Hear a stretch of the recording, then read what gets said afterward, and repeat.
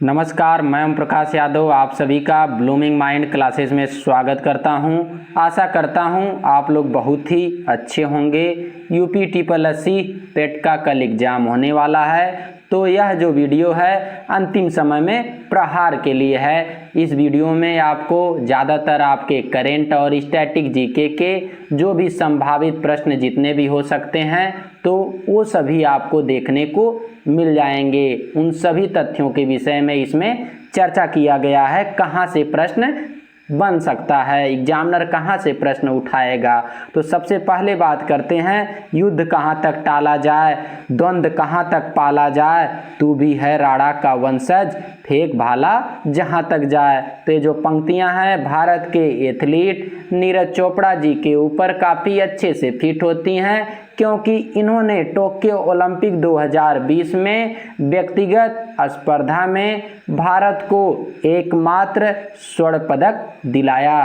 तो माना जा रहा है, कहा भी जा रहा है कि 100 साल के बाद भारत ने भाला फेंक में स्वर्ण पदक जीता है। और देखिए, इन्होंने 87.85 मीटर तक अधिकतम सर्वाधिक दूरी पर इन्होंने भाला फेंका था 2020 के टोक्यो ओलंपिक में। अब देखिए, हम लोग चर्चा करेंगे टोक्यो ओलंपिक जो 2020 का हुआ था, उसके संबंध में कितने प्रश्न पूछे जा सकते हैं, तो उसके विषय में चर्चा किया जाएगा। तो ये जो टोक्यो ओलंपिक था, ये 32वें स्थान का ग्रीष्मकालीन टोक्यो ओलंपिक था, जो 2020 में होना था, लेकिन कोरोना काल की वजह से स्थगित कर दिया गया था। और टोक्यो जापान की राजधानी है और जापान की मुद्रा येन है। और देखिए, यदि पूछा जाए बाय द वे 33वें स्थान का ग्रीष्मकालीन ओलंपिक कहाँ खेला जाएगा,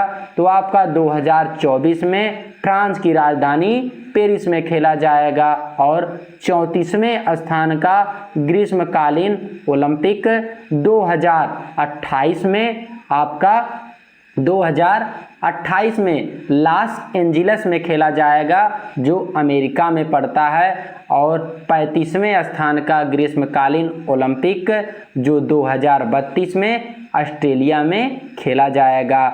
और देखिए, बात करते हैं कि जापान में जो टोक्यो ओलंपिक हुआ था, तो उसमें पदक तालिका में सभी गोल्ड सहित पहला, दूसरा और तीसरा स्थान किसका है, तो आपका पहले स्थान पे है USA, जिन्होंने 39 गोल्ड जीता था। और चाइना दूसरे स्थान पर था, जिसने 38 गोल्ड जीता था। और जापान तीसरे स्थान पे था, यहाँ पे आपका हो जाएगा जापान तीसरे स्थान पे था, जिसने 27 गोल्ड मेडल सर्वाधिक जीता था। और भारत ने सबसे ज़्यादा जो पदक जीता है, वो आपका टोक्यो ओलंपिक में ही जीता है, जिसमें भारत ने 7 पदक जीते हैं। और इन सभी पदकों के साथ भारत पदक तालिका में 48वें स्थान पे था। और देखिए, भारत ने कौन कौन सा गोल्ड जीता, तो भारत ने कौन कौन सा पदक जीता, तो भारत ने 1 गोल्ड मेडल जीता, 2 सिल्वर मेडल जीता और 4 ब्रांज मेडल जीता। और देखिए, बात करते हैं टोक्यो ओलंपिक का जो थीम था, पूछा जा सकता है परीक्षा में, तो आपका है मराई तोवा का मतलब होता है भविष्य अनंत काल तक। इसके बाद में भारत का थीम सॉन्ग क्या है, यदि पूछा जाए बाय द वे एग्जाम में, तो लक्ष्य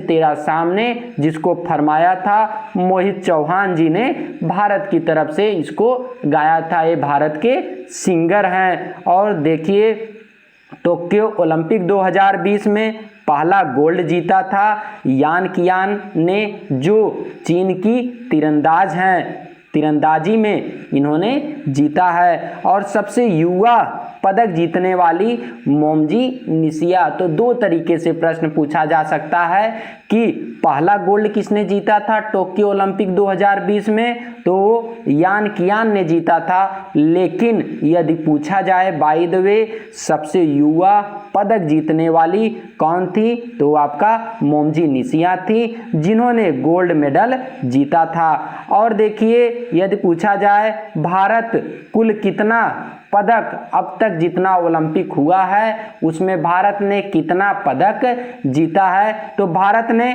34 पदक अब तक के ओलंपिक में भारत ने 34 पदक जीता है, जिसमें 10 गोल्ड थे। और जो 10 गोल्ड है वो आपका 8 तो हॉकी से ही गोल्ड आया है और इसके बाद में 2 व्यक्तिगत स्पर्धा से गोल्ड आए हैं। एक आपका अभिनव बिंद्रा लेकर आए थे 2008 के बीजिंग ओलंपिक में अभिनव बिंद्रा ने तीरंदाजी में स्वर्ण पदक जीता था।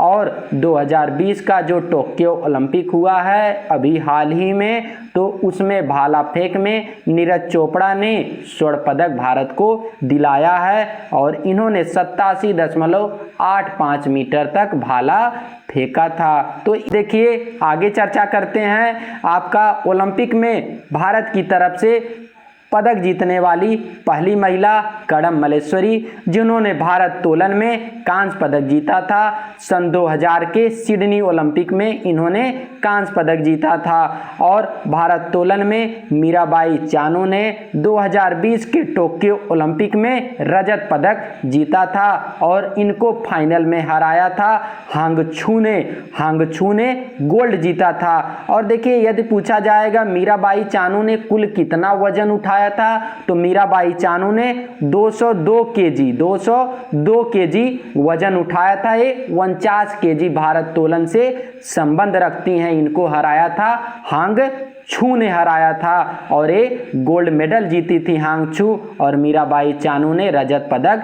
जीता था। और पीवी सिंधु ने बैडमिंटन 2016 में जो रियो ओलंपिक हुआ था उसमें इन्होंने बैडमिंटन में भारत को रजत पदक दिलाया था और 2020 के टोक्यो ओलंपिक में एक कांस्य पदक ही भारत को दिला पाई। कोई बात नहीं है, संघर्ष जारी है। ये फतेह करेंगी 2024 का पेरिस ओलंपिक है, इसमें कोशिश करेंगी कि भारत को स्वर्ण पदक दिलाएं। और सुशील कुमार ने कुश्ती में 2008 में कांस्य पदक और 2012 में भी कांस्य पदक दिलाया था। तो आपसे प्रश्न पूछा जा सकता है कि दोहरा या डबल पदक दिलाने वाली पहली महिला, तो उनका नाम है पीवी सिंधु। और 2 पदक दिलाने वाले पहले पुरुष कौन है, तो उनका नाम है सुशील कुमार, जो कुश्ती पहलवानी से संबंध रखते हैं। ये हरियाणा के रहने वाले हैं। और जो पीवी सिंधु हैं ये हैदराबाद की रहने वाली हैं और मीराबाई चानू ये मणिपुर की रहने वाली हैं। तो अब देखिए बात करते हैं कड़म मल्लेश्वरी ने भारत तोलन में सन 2000 में जो सिडनी में ग्रीष्मकालीन ओलंपिक हुआ था उसमें भारत को इन्होंने कांस्य पदक दिलाया था। और एमसी मैरी कॉम ने बॉक्सिंग में सन 2012 में लंदन ओलंपिक में भारत को कांस्य पदक दिलाया था। इस तरीके से यदि आपसे पूछा जाए कि ओलंपिक में कोई पदक दिलाने वाली पहली महिला कौन है, तो उनका नाम है कड़म मल्लेश्वरी, जिन्होंने भारत तोलन में सन 2000 के सिडनी ओलंपिक में भारत को कांस्य पदक दिलाया था। और एमसी मैरी कॉम ने बॉक्सिंग में सन 2012 के लंदन ओलंपिक में भारत को कांस्य पदक दिलाया था। और देखिए ये 6 बार की विश्व चैंपियन रह चुकी हैं एमसी मैरी कॉम, लेकिन इन्हें मलाल इस बात का है कि इन्होंने 2020 का जो टोक्यो ओलंपिक हुआ था उसमें भी ये खाली हाथ ही वापस लौटी। इनका सपना था गोल्ड मेडल जीतने का, पर कोई बात नहीं, इन्होंने तो विश्व चैंपियनशिप में अपना जलवा तो दिखा ही दिया था कि मैं क्या चीज़ हूँ। और देखिए फिर बात करते हैं पीवी सिंधु ने 2, यदि पूछा जाए आपसे कि ओलंपिक में 2 पदक जीतने वाली पहली महिला कौन है, तो उनका नाम है पीवी सिंधु। इन्होंने 2016 के रियो ओलंपिक में भारत को रजत पदक दिलाया था और 2020 के टोक्यो ओलंपिक में इन्होंने भारत को कांस्य पदक दिलाया था। ये बैडमिंटन से संबंध रखती हैं और ये हैदराबाद की रहने वाली हैं और जो मैरी कॉम जी हैं ये मणिपुर की रहने वाली हैं। फिर देखिए बात करते हैं साक्षी मलिक। साक्षी मलिक ने कुश्ती में 2016 में भारत को कांस्य पदक दिलाया था।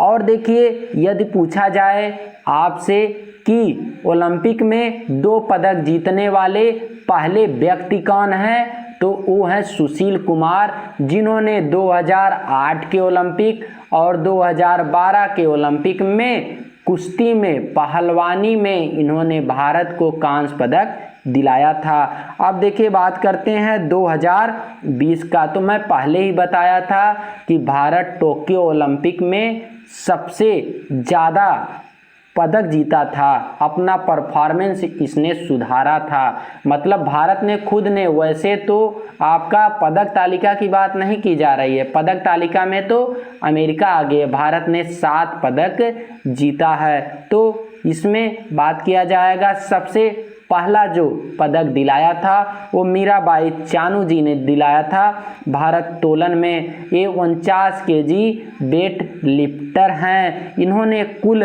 202 केजी वजन उठाया था और ये भारत को केवल रजत पदक दिलाने में ही सक्षम थी। इन्हें हांगछू ने हरा दिया, हांगछू गोल्ड मेडल जीती थी। तो यदि प्रश्न पूछा जाए तो ऐसे भी पूछा जा सकता है कि मीराबाई चानू को किसने हराया था, तो हांगछू ने हराया था। और देखिए फिर बात करते हैं रवि दहिया ने कुश्ती में भारत को रजत पदक दिलाया था और नीरज चोपड़ा ने भाला फेंक में भारत को गोल्ड मेडल दिलाया था और इन्होंने 87.85 मीटर तक भाला फेंका था। और देखिए फिर बात करते हैं बजरंग पूनिया। तो इन्होंने कुश्ती में 65 केजी में भारत को कांस्य पदक दिलाया था और ये समापन, जब टोक्यो ओलंपिक का समापन हुआ था तो उस समय समापन के दौरान भारत के ध्वजवाहक थे। और देखिए यदि आपसे पूछा जाए कि उद्घाटन जो हुआ था टोक्यो ओलंपिक का, तो उस समय जब शुभारंभ के समय भारत की तरफ से ध्वजवाहक कौन था, तो भारत की तरफ से ध्वजवाहक थी एमसी मैरी कॉम जी और भारतीय हॉकी टीम के काफ़ी प्रबल, भारतीय हॉकी टीम के कप्तान जो हैं मनप्रीत सिंह, इन्होंने ध्वज फहराया था। और देखिए बात करते हैं फिर लवलीना बोरगोहन ने मुक्केबाजी में भारत को कांस्य पदक दिलाया था और इससे पहले मैं बात किया था कि पीवी सिंधु ने 2020 के टोक्यो ओलंपिक में भारत को कांस्य पदक दिलाया था। तो देखिए यदि पूछा जाएगा लवलीना बोरगोहन कहाँ की रहने वाली हैं, तो ये असम की रहने वाली हैं और रवि दहिया, नीरज चोपड़ा, बजरंग पूनिया, ये तीनों लोग हरियाणा के रहने वाले हैं और मनप्रीत सिंह पंजाब के रहने वाले हैं और मीराबाई चानू ये मणिपुर की रहने वाली हैं और पीवी सिंधु ये आपका हैदराबाद की रहने वाली हैं। वैसे तो पुरुष हॉकी टीम में 41 वर्ष बाद भारत ने कांस्य पदक जीता। तो इस तरीके से आपका 7 पदक हो जाएगा। फिर देखिए आगे चर्चा किया जाता है कि प्रमुख ऐतिहासिक स्थल के विषय में, तो चौरी चौरा शहीद अशफाक उल्लाह खान प्राणी उद्यान और टेराकोटा, ये सभी संबंध रखते हैं गोरखपुर से। ये जो टेराकोटा है तो इसको अभी हाल ही में जीआई टैग दिया गया था, भौगोलिक इंडेक्स में इसको रखा गया था। भौगोलिक जो इंडेक्स होता है उसमें 10 वर्ष के लिए जीआई टैग दिया जाता है। चौरी चौरा जो कांड हुआ था ये आपका 5 फरवरी 1922 में हुआ था और इसी चौरी चौरा कांड के बाद में आज असहयोग आंदोलन स्थगित कर दिया गया था। जो असहयोग आंदोलन आपका हुआ था, तो असहयोग आंदोलन का शुरुआत हुआ था 1 अगस्त 1920 से 1922 तक चला था आपका असहयोग आंदोलन। इसी आंदोलन के रुकने के पश्चात चौरी चौरा कांड हो जाने के बाद असहयोग आंदोलन जब समाप्त कर दिया जाता है, तभी महात्मा गांधी जी ने केसरे हिंद की उपाधि त्याग दिया था। यदि आपसे पूछा जाता है कि नाइटहुड की उपाधि रविंद्रनाथ टैगोर जी ने किस आंदोलन के दौरान त्यागी थी, तो वो आपका 13 अप्रैल 1919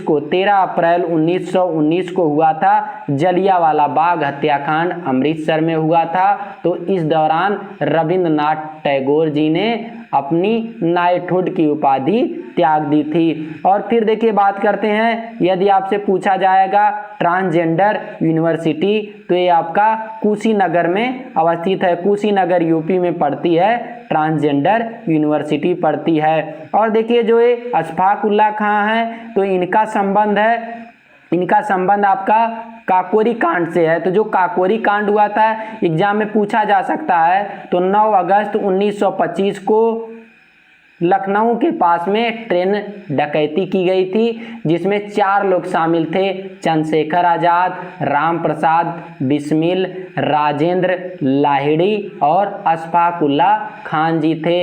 इस ट्रेन डकैती के पश्चात चंद्रशेखर आजाद जी तो भागने में भागने में सफल हो गए, लेकिन ये तीनों लोग पकड़े गए और इन लोगों को फांसी की सजा दे दी गई और फांसी दे दिया गया। तो यदि आपसे पूछा जाता है कि अशफाक उल्लाह खां का संबंध किस कांड से है, तो आपका काकोरी कांड से है, जो 9 अगस्त 1925 में हुआ था लखनऊ के पास में, उत्तर प्रदेश के पास में। क्योंकि यूपी का एग्जाम है तो पूछा जा सकता है। और 1925 में ही कानपुर अधिवेशन हुआ था। 1925 में कानपुर अधिवेशन हुआ था, जिसकी अध्यक्षता की थी सरोजिनी नायडू जी ने, जिसकी अध्यक्षता की थी, और जिनको भारत की कोकिला कहा जाता है। और यदि आपसे पूछा जाएगा स्वर कोकिला, तो वो लता मंगेशकर जी को कहा जाता है। और भारत की पहली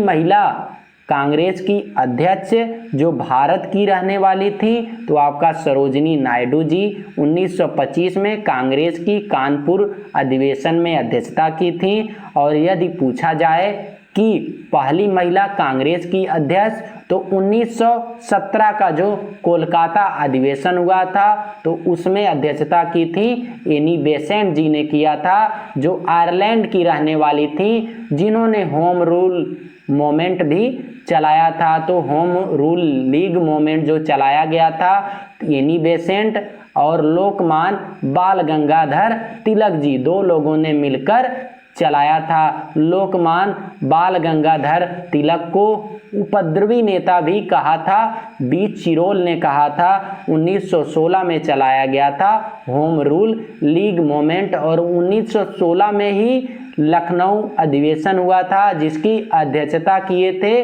अंबिका चरण मजुमदार जी ने, जिसकी अध्यक्षता की थी। इस अधिवेशन के दौरान नरम दल और गरम दल आपस में मिल गए थे। और यदि पूछा जाए कि नरम दल और गरम दल कब अलग हुए थे, तो आपका 1907 के सूरत अधिवेशन में, जिसकी अध्यक्षता किए थे रास बिहारी घोष किए थे। तो उस दौरान कांग्रेस 2 गुटों में विभाजित हो गया था। और फिर देखिए बात करते हैं पशु स्मारक मेजर ध्यानचंद यूनिवर्सिटी। तो अभी देखिए आपको पता होगा, आगे चर्चा भी किया जाएगा, राजीव गांधी खेल रत्न पुरस्कार का नाम बदलकर अब मेजर ध्यानचंद पुरस्कार रख दिया गया है। तो 29 अगस्त को खेल पुरस्कारों की घोषणा की जाती है, तो इसको भी आप नोट कर लीजिएगा। तो पशु स्मारक मेजर ध्यानचंद यूनिवर्सिटी, ये सभी आपका मेरठ में अवस्थित है। फिर बात करते हैं रामायण संग्रहालय कहाँ पे अवस्थित है, तो ये आपका बाराबंकी में लखनऊ के पास में अवस्थित है। फिर देखिए धम्म चक्र परिवर्तन, तो ये महात्मा बुद्ध जी से संबंधित है। यदि आपसे पूछा जाए कि महात्मा बुद्ध की जो माता थी महामाया, एक किस गोत्र की, किस वंश की थी, किस वंश से संबंधित थी, तो ये आपका कोलीय वंश से संबंधित थी। और लेकिन यदि पूछा जाएगा कि आपका महात्मा बुद्ध जी किस वंश के थे, तो ये आपका शाक्य वंश के थे। लेकिन इनका गोत्र कौन था, तो इनका गोत्र था गौतम। महात्मा बुद्ध जी ने जब घर त्यागा था तो उसको कहा जाता है महाभिनिष्क्रमण कहा जाता है। और इसके बाद में जब इन्हें निरंजना नदी के किनारे पीपल वृक्ष के नीचे ज्ञान की प्राप्ति हुई थी बोध गया में, तो उस समय ज्ञान की प्राप्ति को निर्वाण या कहीं कहीं लिखा है संबोधि कहा जाता है। और जब इन्होंने अपना उपदेश, सबसे पहले उपदेश इन्होंने अपना सारनाथ में दिया था, जिसे धम्म चक्र प्रवर्तन के नाम से जाना जाता है। और यदि आपसे पूछा जाए कि महात्मा बुद्ध जी ने अपना सर्वाधिक उपदेश कहाँ दिया था, तो इन्होंने श्रावस्ती में अपना सर्वाधिक उपदेश दिया था। और महात्मा बुद्ध जी की जब मृत्यु हो गई थी तो उस समय को कहा जाता है आपका महापरिनिर्वाण कहा जाता है। तो इतना आप नोट कर लीजिएगा। अब देखिए आगे चर्चा करते हैं। पहला जेंडर पार्क तो आपका केरल में अवस्थित है। केरल की राजधानी है तिरुवनंतपुरम है। और लाइकेन पार्क कहाँ पे अवस्थित है, तो ये आपका उत्तराखंड में अवस्थित है। ये जो लाइकेन है इसको कवक और शैवाल के बीच का आपका सहजीवन कहा जाता है। लाइकेन कवक और शैवाल के बीच की कड़ी होती है। और जो लाइकेन होता है इसका प्रयोग प्रदूषण को कम करने के लिए भी किया जाता है। फिर देखिए यदि आपसे पूछा जाए कि कवक के अध्ययन को क्या कहते हैं, तो कवक के अध्ययन को कहा जाता है माइकोलॉजी कहा जाता है। तो माइका का आ रहा है, का से कवक हो जाएगा। और इसके बाद में शैवाल के अध्ययन को क्या कहा जाता है, तो शैवाल के अध्ययन को कहा जाता है आपका फाइकोलॉजी कहा जाता है। फिर देखिए बात करते हैं टायर पार्क कहाँ पे अवस्थित है, तो टायर पार्क आपका पश्चिम बंगाल में अवस्थित है। पश्चिम बंगाल की राजधानी है कोलकाता। और पश्चिम बंगाल की जो मुख्यमंत्री इस समय हैं उनका नाम है ममता बनर्जी। और जो उत्तराखंड के मुख्यमंत्री हैं उनका नाम आप लोग याद कर लीजिएगा, पुष्कर सिंह धामी है। क्योंकि अभी लगातार मतलब परिवर्तन किया गया। इसके पहले तीरथ सिंह रावत, फिर उसके पहले थे त्रिवेंद्र सिंह रावत, तो काफ़ी चेंजेज किया गया है। तो यहाँ इसको याद कर लीजिएगा। और फिर देखिए यहाँ की जो राज्यपाल हैं यदि पूछा जाएगा आपसे उत्तराखंड की, तो उनका नाम है बेबी रानी मौर्य हैं। और फिर बात करते हैं फायर पार्क, तो फायर पार्क आपका उड़ीसा में अवस्थित है, फायर पार्क है। और फिर बात करते हैं मेडिकल डिवाइस, तो मेडिकल डिवाइस आपका केरल में अवस्थित है। तो जहां से जितना भी प्रश्न पूछा जा सकता है सबके विषय में चर्चा किया जाएगा। फिर देखिए बात करते हैं भारत का पहला ग्रीन म्यूनिसिपल बॉन्ड जारी करने वाला शहर कौन सा है, तो जिला गाजियाबाद है। जिला गाजियाबाद, ये जो जिला गाजियाबाद है ये आपका दिल्ली के पास में पड़ता है। ये उत्तर प्रदेश का शहर है और भारत का सबसे प्रदूषित शहर भी है जिला गाजियाबाद। तो आप लोग सॉन्ग भी सुने होंगे जिला गाजियाबाद वाला। और फिर देखिए बात करते हैं सामाजिक प्रभाव बांड किसने जारी किया, तो पिपरी चिंचवाड़ ने, जो पुणे में अवस्थित है, इसने सामाजिक बांड जारी किया था। और देखिए थैला बैंक, जो थैला बैंक है उसको लखनऊ ने जारी किया था। लखनऊ उत्तर प्रदेश की राजधानी है। लखनऊ उत्तर प्रदेश के मुख्यमंत्री कौन है, योगी आदित्यनाथ जी हैं। और फिर बात करते हैं पहला ज्वालामुखी बांड, तो डेनिश रेड क्रॉस ने जारी किया था। पहला ज्वालामुखी बांड जारी किया था। ज्वालामुखी उद्गार से निर्मित क्रेटर झील, ज्वालामुखी उद्गार से निर्मित क्रेटर झील, भारत की लोनार झील, एकमात्र रंग बदलने वाली झील लोनार झील है। और यदि आपसे पूछा जाएगा कि भारत की मीठे पानी की सबसे बड़ी झील कौन सी है, तो उसका नाम है बुलर झील, जो जम्मू कश्मीर में अवस्थित है। और उत्तर प्रदेश में कौन सी झील है, तो उत्तर प्रदेश में आपका है सुर सरोवर, जिसको कहा जाता है कीथम झील कहा जाता है, जो आगरा में अवस्थित है। और उत्तर पूर्व भारत की मीठे पानी की सबसे बड़ी झील, तो उसका नाम है लोकटक झील। इसी लोकटक झील के पास में भारत का और कह सकते हैं पूरे विश्व का एकमात्र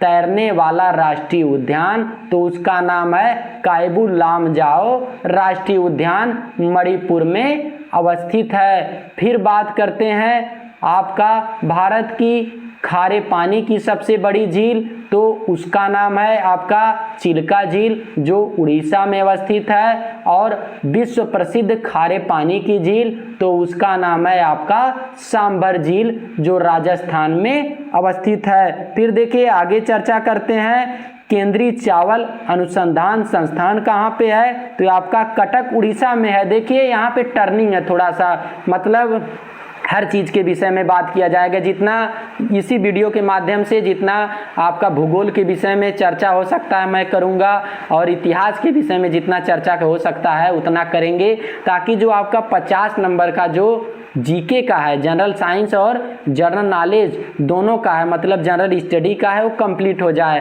तो आप यदि एक बार वीडियो देखते हैं तो आपको काफ़ी मतलब प्रश्न मिलने वाले हैं। फिर बात करते हैं राष्ट्रीय गन्ना अनुसंधान केंद्र, तो आपका लखनऊ उत्तर प्रदेश में अवस्थित है। फिर इसके बाद में यदि पूछा जाए आपसे कि वन अनुसंधान केंद्र कहाँ पे है, तो आपका वन अनुसंधान केंद्र देहरादून में अवस्थित है। देहरादून उत्तराखंड की राजधानी है। और उत्तराखंड की यदि ग्रीष्मकालीन राजधानी पूछा जाएगा तो वो आपका है गैरसेन। और इसी उत्तराखंड के धर्मशाला में तिब्बत के धर्मगुरु दलाई लामा जी रहते हैं। और जो ये आपका वन अनुसंधान केंद्र है, यही वन सर्वेक्षण रिपोर्ट जारी करता है।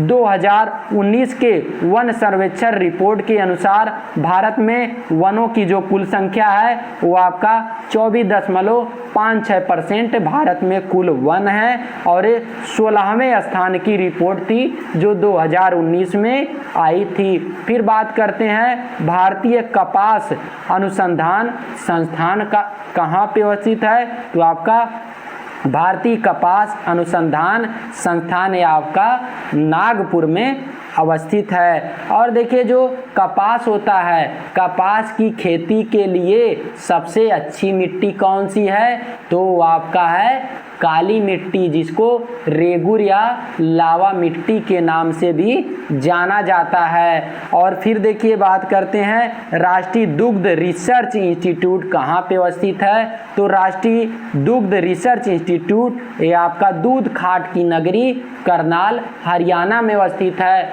और श्वेत क्रांति दुग्ध से संबंधित है। वर्गीज कुरियन, जिनको मिल्क मैन ऑफ इंडिया कहा जाता है, इन्होंने अमूल दूध को आगे बढ़ाने में अपना बहुत ही महत्वपूर्ण योगदान दिया था, इसलिए कहा भी जाता है, प्रचार भी आता है, अमूल दूध पीता है इंडिया। फिर देखिए बात करते हैं अंतर्राष्ट्रीय चावल अनुसंधान केंद्र, तो ये आपका मनीला जो फिलीपींस की राजधानी है यहाँ पे अवस्थित है। फिर देखिए एडीबी का मतलब है एशियन डेवलपमेंट बैंक, तो आपका जो एशियन डेवलपमेंट बैंक है इसका हेडक्वार्टर भी है आपका मनीला फिलीपींस में पड़ता है। और यहीं से रमन मैग्सेसे पुरस्कार भी दिया जाता है, तो रमन मैग्सेसे पुरस्कार 2019 का भारत में किसको दिया गया था, तो आपका रवीश कुमार जी को दिया गया था। और यदि आपसे पूछा जाएगा कि सबसे पहले भारतीय जिन्हें रमन मैग्सेसे पुरस्कार दिया गया था, तो उनका नाम है विनोबा भावे। भूदान आंदोलन के लिए इन्हें रमन मैग्सेसे पुरस्कार दिया गया था। 1991 से 1992 के बीच में राजीव गांधी खेल रत्न पुरस्कार की स्थापना की गई थी, लेकिन जिसका नाम बदलकर अब ध्यानचंद पुरस्कार कर दिया गया है। इसमें जो राशि दी जाती है ये आपका 25 लाख रुपए की राशि अब दी जाती है। पहला ध्यानचंद पुरस्कार या राजीव गांधी पुरस्कार किसको दिया गया था? तो ये आपका आनंद को दिया गया था, विश्वनाथ आनंद को दिया गया था, जो शतरंज के खिलाड़ी हैं, जिन्हें मास्टर भी कहा जाता है। और फिर बात करते हैं 2020 में राजीव गांधी खेल रत्न पुरस्कार कितने लोगों को दिया गया था? तो ये आपका 5 लोगों को दिया गया था। इसमें आते हैं रोहित शर्मा जो क्रिकेट से संबंधित हैं, रानी रामपाल जो हॉकी टीम इंडिया की कप्तान हैं, और मरियप्पन थंगा बेलू जो ऊंची कूद से संबंध रखते हैं, और ये पैरा ओलंपिक जो टोक्यो में होने वाला है तो उसमें भारत की तरफ से ध्वजवाहक भी हैं। फिर बात करते हैं विनेश फोगाट, तो आपका कुश्ती से संबंध रखती हैं। फिर मनिका बत्रा तो आपका टेबल टेनिस से संबंध रखती हैं। अब देखिए आगे चर्चा किया जाएगा प्रमुख ट्रॉफी फुटबॉल में आपका जो ट्रॉफी आती है Santosh trophy, Durand trophy, Euro cup, Copa America, ये सभी फुटबॉल की ट्रॉफियां हैं। फिर आपका क्रिकेट से संबंधित है देवधर, ईरानी, सीके नायडू, रणजी और दिलीप ट्रॉफी। फिर आता है आपका हॉकी का, तो फेमस है, आपको याद ही रहता है मेजर ध्यानचंद जी, जिन्हें हॉकी का जादूगर कहा जाता है, और सुल्तान अजलान शाह। फिर आता है डेनिस कप, ये आपका टेनिस से संबंधित ट्रॉफी है। फिर आपका राइडर कप, ये आपका गोल्फ से संबंधित है। उबेर कप, थॉमस कप, ये दोनों आपका बैडमिंटन से संबंधित है। और जो राइंग होता है ये आपका नाव से संबंधित होता है। पूछा जाएगा तो इन्हीं में से ज़्यादातर आएगा। फिर देखिए आगे चर्चा करते हैं उत्तर प्रदेश के प्रमुख मेले। तो यहाँ से आप नोट कर लीजिए कि एक प्रश्न आपको जरूर मिलेगा, तो इसमें जो इम्पॉर्टेंट है उसकी पहले देखिए चर्चा करते हैं। गोविंद साहब मेला कहाँ पे है? तो आपका अंबेडकर नगर में है। फिर यदि आपसे पूछ दिया जाता है देवा शरीफ मेला कहाँ पे लगता है? तो आपका बाराबंकी में लगता है। माघ मेला कहाँ लगता है? प्रयागराज में लगता है। हरिदास जयंती मेला ये आपका वृंदावन मथुरा में लगता है। फिर आपका नवचंदी मेला ये आपका मेरठ में लगता है। देखिए ये काफ़ी बहुत ही महत्वपूर्ण है, तो इसको आप लोग 3-4 स्टार बना के इसको नोट कर लीजिएगा। फिर आपका आता है बट्टेश्वर मेला, तो आपका आगरा में पड़ता है। फिर देवी पाटन मेला, तो आपका बलरामपुर में देवी पाटन मेला लगता है। और फिर आता है संत हाजी वारिस अली शाह मेला, तो ये भी देवा शरीफ, ये भी आपका देवा शरीफ बाराबंकी में लगता है। फिर आता है ध्रुपद मेला, वृंदावन और वाराणसी दोनों जगह पे लगता है ध्रुपद मेला। शाकंभरी मेला सहारनपुर में लगता है। सैयद सालार मसूद मेला बहराइच में लगता है। और नक कटैया मेला ये आपका वाराणसी में लगता है। और कालिंजर मेला ये आपका बांध में लगता है। तो आपको यदि स्क्रीनशॉट लेना है तो आप ले सकते हैं। इसमें जो महत्वपूर्ण है नौचंदी मेला है, फिर आपका गोविंद साहब है, माघ मेला है, फिर आपका यदि पूछा जाएगा ध्रुपद मेला है, फिर आपका है कालिंजर मेला। तो ये सभी काफ़ी महत्वपूर्ण है और देवा शरीफ मेला भी बहुत ही महत्वपूर्ण है। अब देखिए आगे चर्चा किया जाएगा भारत का सबसे प्राचीन राष्ट्रीय उद्यान यदि आपसे पूछा जाता है तो उसका नाम है हेली नेशनल पार्क, जिससे होकर रामगंगा नदी निकलती है। तो इसका अब नाम बदलकर जिम कॉर्बेट नेशनल पार्क कर दिया गया है और ये आपका उत्तराखंड में पड़ता है। मतलब पहले नाम था हेली नेशनल पार्क, लेकिन अब जिम कॉर्बेट के नाम से जाना जाता है।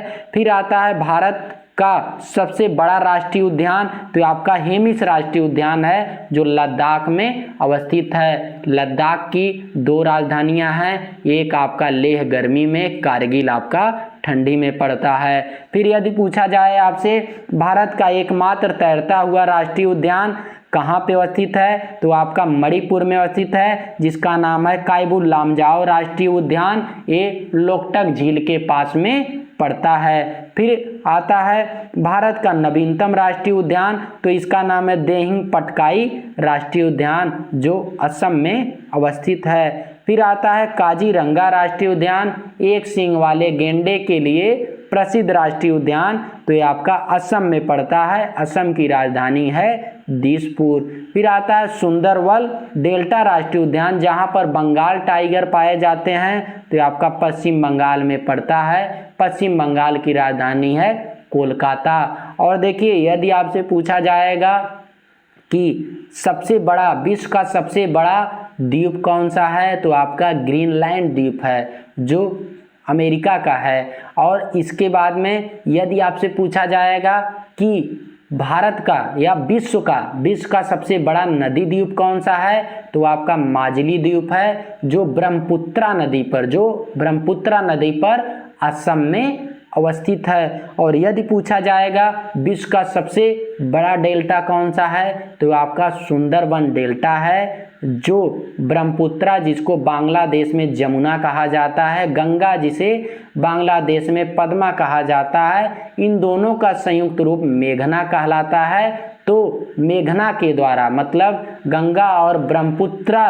2 नदियों के द्वारा बना विश्व का सबसे बड़ा डेल्टा नदी डेल्टा तो आपका सुंदरबन डेल्टा जो बांग्लादेश और भारत में अवस्थित है। फिर आता है आपका साइलेंट वैली, आपका केरल में पड़ता है। पिन वैली राष्ट्रीय उद्यान हिमाचल प्रदेश में, फूलों की घाटी उत्तराखंड में पड़ता है। महात्मा गांधी मरीन रानी झांसी ये सभी राष्ट्रीय उद्यान आपका अंडमान निकोबार में पड़ता है। साउथ बटन भी राष्ट्रीय उद्यान ये भी आपका अंडमान निकोबार में अवस्थित है। वीर सावरकर अंतर्राष्ट्रीय हवाई अड्डा भी अंडमान निकोबार में अवस्थित है। 10 डिग्री चैनल अंडमान को निकोबार से अलग करता है आपका 10 डिग्री चैनल। फिर आता है आपका चंदौली राष्ट्रीय उद्यान तो आपका महाराष्ट्र में अवस्थित है। देखिए चंदौली एक जिला है उत्तर प्रदेश में, गलती हो जाता है, लोग गलती से टिक कर देते हैं कि चंदौली कहाँ है उत्तर प्रदेश में, लेकिन नहीं, चंदौली राष्ट्रीय उद्यान महाराष्ट्र में पड़ता है। फिर आता है आपका दुधवा राष्ट्रीय उद्यान तो ये आपका है उत्तर प्रदेश में है। इसके बाद में पूछा जाएगा यदि आपसे पृथ्वी का फेफड़ा किसे कहा जाता है तो जो अमेजन का जंगल है ब्राजील में अवस्थित है तो इसको पृथ्वी का फेफड़ा कहा जाता है। प्रमुख घास के मैदान तो एक है स्टेपीज जो यूरेशिया में पड़ता है, प्रेरीज उत्तरी अमेरिका में पड़ता है और बेल्ट दक्षिण अफ्रीका में पड़ता है। सवाना ये आपका अफ्रीका में है। और जो डाउन्स होता है, डांस नहीं, इसको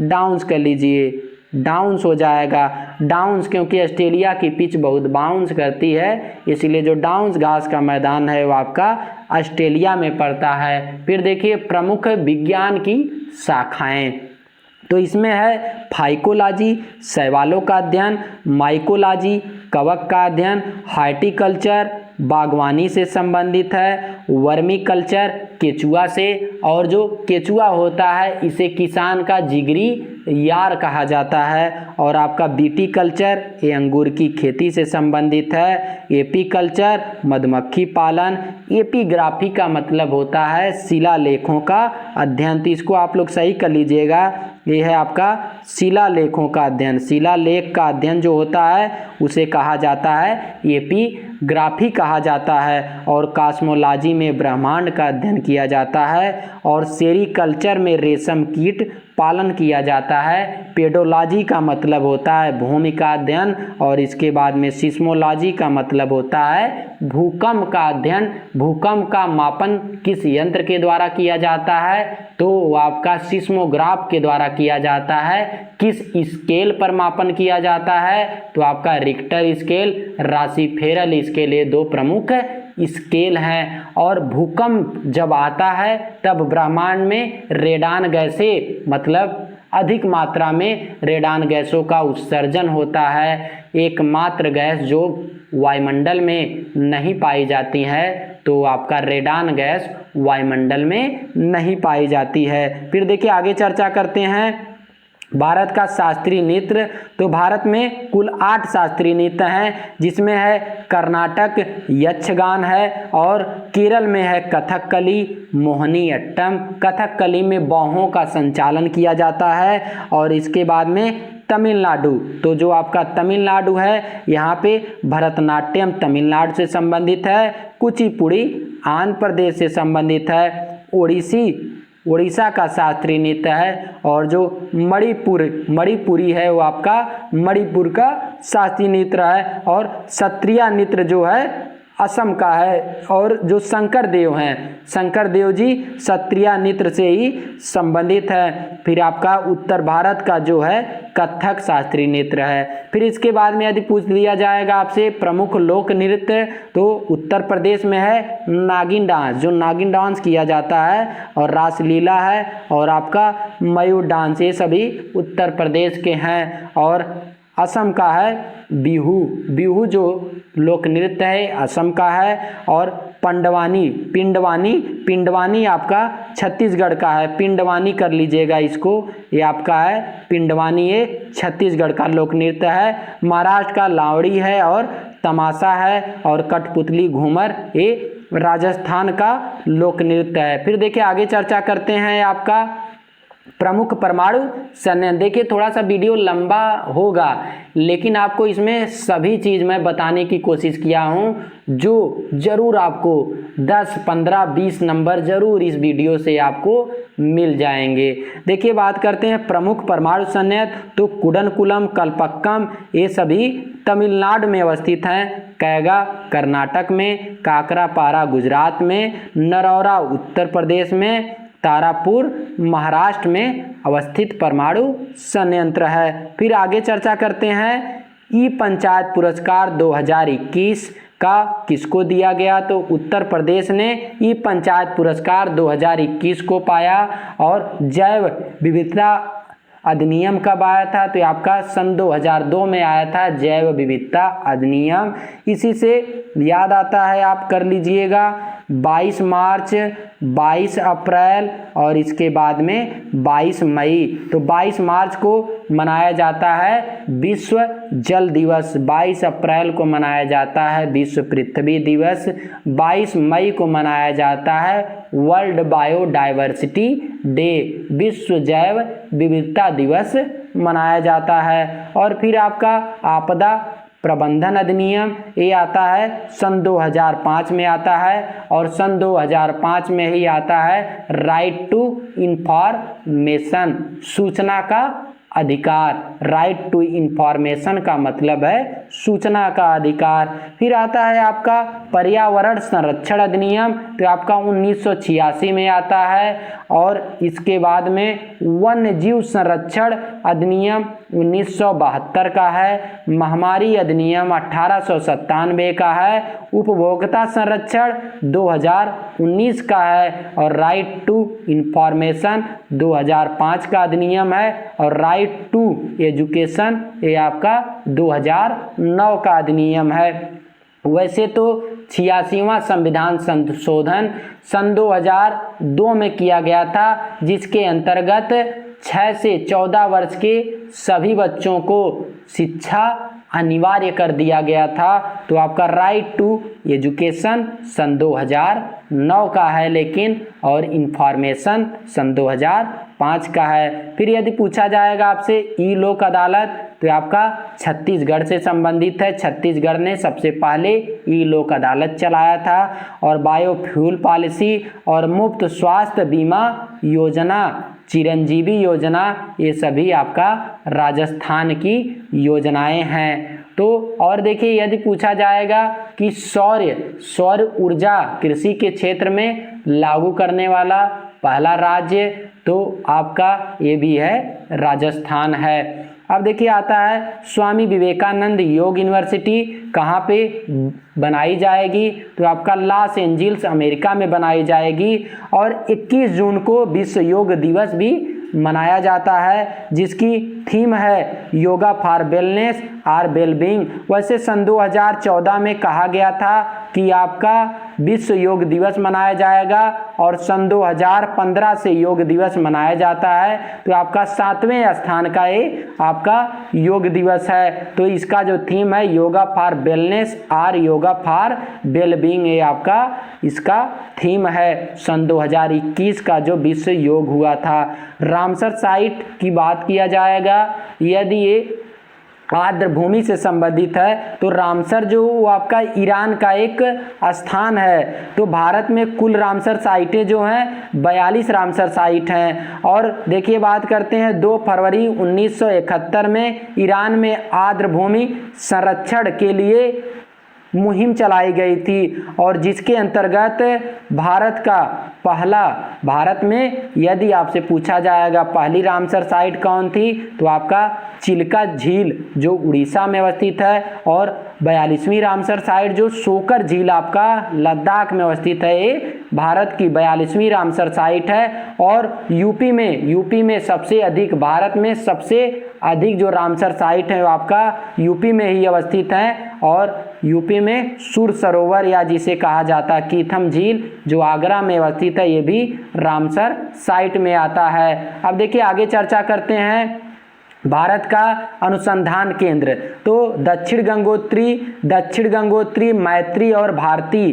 तो यहाँ देखिए जो दक्षिण गंगोत्री, मैत्री और भारती, ये तीनों जो अनुसंधान केंद्र हैं ये भारत के हैं। ये आपका अंटार्कटिका में अवस्थित है, और अंटार्कटिका की सर्वोच्च जो चोटी है वो आपका विंसन मैसिफ है। इसको ढका हुआ, इसको सफ़ेद महासागर भी कहा जाता है क्योंकि ये बर्फ से ढका रहता है। और इसके बाद में बात करते हैं हिमाद्री अनुसंधान केंद्र, तो ये आपका आर्कटिक महासागर में अवस्थित है। और देखिए बात करते हैं सर्वोच्च चोटी का, जो जियोग्राफी का प्रश्न आपसे पूछा जा सकता है कि एशिया की सबसे ऊंची जो चोटी है वो आपका माउंट एवरेस्ट है। और इसके बाद में आता है दक्षिण अफ्रीका की सर्वोच्च चोटी का क्या नाम है, तो माउंट किलिमंजारो। उत्तरी अमेरिका का है माउंट एकांकागुआ, और इसके बाद में दक्षिण अमेरिका का है माउंट डेनाली।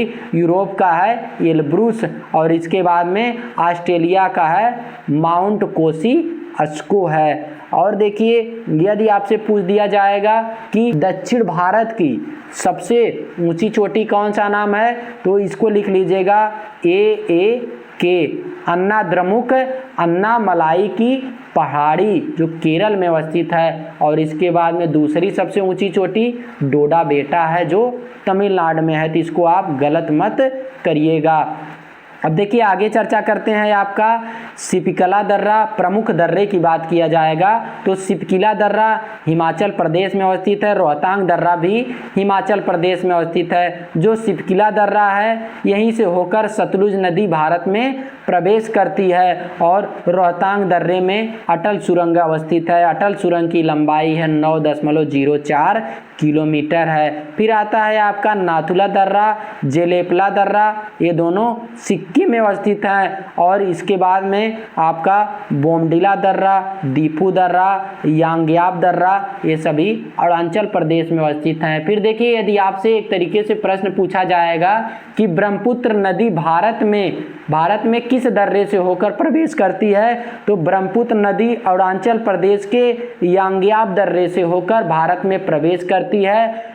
ब्रह्मपुत्र नदी को तिब्बत में क्या कहते हैं, तो इसको करलुंग जंगपो या सांगपो कहा जाता है। और इसके बाद में अरुणाचल प्रदेश में इसको दिहांग कहा जाता है, असम में ब्रह्मपुत्र कहा जाता है। और इसके बाद में यदि आपसे पूछा जाएगा बांग्लादेश में क्या कहते हैं, तो ब्रह्मपुत्र नदी को बांग्लादेश में जमुना कहा जाता है। और देखिए जो यमुना नदी है, यमुना नदी ये गंगा की प्रमुख सहायक नदी में आती है। यमुना नदी का प्राचीन नाम कालिंदी भी था, तो इतना भी आप नोट कर लीजिएगा। और फिर बात करते हैं लिपुलेख, ये जो दर्रे हैं ये आपका उत्तराखंड में लिपुलेख दर्रा अवस्थित है। ये काला पानी विवाद है, काला पानी विवाद यदि आपसे पूछा जाएगा किसके किसके बीच में है, तो भारत नेपाल के बीच में है। काली नदी भी यहीं से होकर गुजरती है, जो काला पानी विवाद है वो आपका काली नदी होकर गुजरती है। और लिपुलेख दर्रे से ही कैलाश मानसरोवर की यात्रा की जाती है। फिर आपका आता है जोजिला दर्रा, काकरापारा दर्रा, बनिहाल दर्रा, तो आपका जम्मू कश्मीर में अवस्थित है। देखिए जितना हो सकता है उतना मैं कवर करने की कोशिश करूँगा। फिर देखिए आगे बात करते हैं जीआई टैग। तो जीआई टैग का जो अधिनियम आया था ये आपका 1999 का अधिनियम आया था। आपको याद होना चाहिए कि 26 जुलाई 1999 को भारत ने पाकिस्तान को खदेड़कर भारत की सीमा से बाहर कर दिया था। कारगिल दिवस मनाया जाता है, 26 जुलाई को मनाया जाता है। फिर आता है ये जो जीआई टैग होता है, देखिए 10 वर्ष के लिए दिया जाता है। पहला जीआई टैग दिया गया था दार्जिलिंग की चाय को दिया गया था, जो आपका पश्चिम बंगाल में अवस्थित है। फिर इसके बाद में कसाऊ साड़ी, नवारा चावल और नीलांबू टीक, तो जो आपका कसाऊ साड़ी है और इसके बाद में जो देखिए आपका ये है कसाऊ साड़ी और इसके बाद में लिख लीजिएगा नवारा चावल, नीलांबू टीक, तो ये आपका केरल का है, इसको जीआई टैग दिया गया है। चकहाओ काला चावल होता है, इसको नोट कर लीजिएगा, ये आपका मणिपुर का है। और इसके बाद में केसर जम्मू कश्मीर का है। टेराकोटा ये उत्तर प्रदेश के गोरखपुर का है। सुर्ख अमरूद ये आपका प्रयागराज का है। चिकन आर्ट लखनऊ का है, चिकन आर्ट लखनऊ का बहुत फेमस है। और इसके बाद में इत्र ये आपका कन्नौज का है। गलीचा भदोही का जीआई टैग है। और इसके बाद में कांच फिरोजाबाद का है। और बनारस की साड़ियाँ तो वैसे विश्व फेमस है ही हैं। फिर इसके बाद में देखिए आगे बात करते हैं बौद्धिक संपदा सूचकांक। तो बौद्धिक संपदा सूचकांक में भारत का 40वां स्थान है। और इसके बाद में ग्लोबल इनोवेशन इंडेक्स में भारत का 48वां स्थान है। लोकतंत्र सूचकांक में भारत का 53वां स्थान है। और भुखमरी में भारत का 94वां स्थान है। और इसके बाद में मानवाधिकार विकास सूचकांक में HDI, तो मानवाधिकार विकास सूचकांक में भारत का 131वां स्थान है। और खुशहाली इंडेक्स में 139वां स्थान है। और इसके बाद में ग्लोबल जेंडर गैप इंडेक्स में भारत का 140वां स्थान है। फिर आता है आपका प्रेस सूचकांक, तो उसमें भारत का 142वां स्थान है। और ease of doing business index में भारत का 163वां स्थान है। आप स्क्रीनशॉट भी ले सकते हैं, क्योंकि इंडेक्स से 1-2 प्रश्न जरूर प्रतियोगी परीक्षाओं में पूछे जाते हैं, तो इसमें भी आपका पूछा जा सकता है, इसलिए मैं क्रमवार किया हूँ। 40 बौद्धिक संपदा, 48 ग्लोबल इंडेक्स, लोकतंत्र 53, भुखमरी 94। इसमें देखिए जो महत्वपूर्ण है याद कर लीजिएगा, आपका भुखमरी 94। और इसके बाद में प्रेस सूचकांक 142वां है। ईज ऑफ डूइंग बिजनेस जो है 163वां। और खुशहाली का 139वां है। फिर देखिए आगे बात करते हैं आईसीसी हॉल ऑफ फेम में भारत के कितने क्रिकेटरों को शामिल किया गया है, तो भारत के 7 क्रिकेटरों को इसमें शामिल किया गया है आईसीसी हॉल ऑफ फेम में। आईसीसी का मतलब होता है इंटरनेशनल क्रिकेट काउंसिल। तो जो इंटरनेशनल क्रिकेट काउंसिल है इसकी स्थापना हुई थी 1909 में। इसका जो मुख्यालय है आपका यूएई अबू धाबी संयुक्त अरब अमीरात में अवस्थित है। और इसके जो अध्यक्ष हैं वो आपका ग्रेग बर्कले जी हैं, इसको भी आप लोग याद कर लीजिएगा। तो जो 7वें क्रिकेटर जिन्हें हाल ही में आईसीसी के हॉल ऑफ फेम में शामिल किया गया तो उनका नाम है बीनू माकंड, जो भारत के स्पिनर रह चुके हैं। और में बात किया जाएगा कैंसर की डॉक्टर तो पद्मावती, भारत की पहली महिला कैंसर की डॉक्टर जो थी उनका नाम है पद्मावती। और इसके बाद में 100+ उम्र की जो महिला थी गौरी अम्मा, जो राजस्व मंत्री थी। तो इन लोगों के विषय में पूछा जा सकता है। और इसके बाद में भानु अथैया, जिन्हें गांधी फिल्म के लिए कस्ट्यूम डिजाइनर के लिए ऑस्कर पुरस्कार दिया गया था, तो भारत की पहली महिला जिन्हें ऑस्कर पुरस्कार से सम्मानित किया गया है। और इसके बाद में फातिमा बीबी, तो सर्वोच्च न्यायालय के विषय में आर्टिकल 124 में कहा गया है। और इसके बाद में भारत का जो सर्वोच्च न्यायालय है उसकी स्थापना 28 जनवरी 1950 को की गई थी, जो नई दिल्ली में स्थित है। और इसकी पहली महिला न्यायाधीश फातिमा बीबी जी थी। और इसके बाद में यदि पूछा जाएगा कि भारत की किसी हाई कोर्ट की पहली महिला मुख्य न्यायाधीश, तो ये हिमाचल प्रदेश हाई कोर्ट की थी, लीला सेठ जी थी। और इसके बाद में मुख्य न्यायाधीश अभी हाल ही में जो बनाई गई हैं तेलंगाना हाई कोर्ट की मुख्य न्यायाधीश, तो उनका नाम है हिमा कोहली। यदि आपसे पूछ दिया जाएगा कि भारत में इस समय कुल कितने हाई कोर्ट हैं, तो भारत में इस समय आपका कुल 24 हाई कोर्ट हैं। भारत में कुल 24 हाई कोर्ट हैं। और जो नवीनतम जो 24वां हाई कोर्ट है वो आपका आंध्र प्रदेश हाई कोर्ट है, 24वां हाई कोर्ट है। फिर देखिए आगे चर्चा किया जाएगा आपका प्रमुख युद्ध अभ्यास। तो इसमें एक आप पहले नोट कर लीजिएगा, संप्रीति, तो हमारा सबसे ज़्यादा जो मेल मिलाव होता है बांग्लादेश के साथ होता है। तो जो संप्रीति युद्ध अभ्यास है वो आपका बांग्लादेश के साथ है। और जो 100वां संविधान संशोधन किया गया था जिसमें 3 बीघा कॉरिडोर बांग्लादेश को भारत ने दे दिया था। और इसके बाद में बात करते हैं डस्टलिक युद्ध अभ्यास, तो आपका भारत उज्बेकिस्तान के साथ करता है। मालाबार युद्ध अभ्यास, तो जा का मतलब होता है जा से जापान हो जाएगा, आ से अमेरिका हो जाएगा और आ से ऑस्ट्रेलिया हो जाएगा। तो आपका ये जो मालाबार युद्ध अभ्यास है ये जापान, ऑस्ट्रेलिया, अमेरिका और भारत के बीच में होता है। और इसके बाद में आता है वरुण शक्ति अभ्यास, तो भारत और फ्रांस के बीच में होता है। हैंड इन हैंड, मतलब हैंड इन हैंड, हाथ से हाथ मिलाइए लेकिन बगल से आके गोली चलाइए। तो ये जो धोखेबाज चीन वाले हैं इनके साथ होता है हैंड इन हैंड।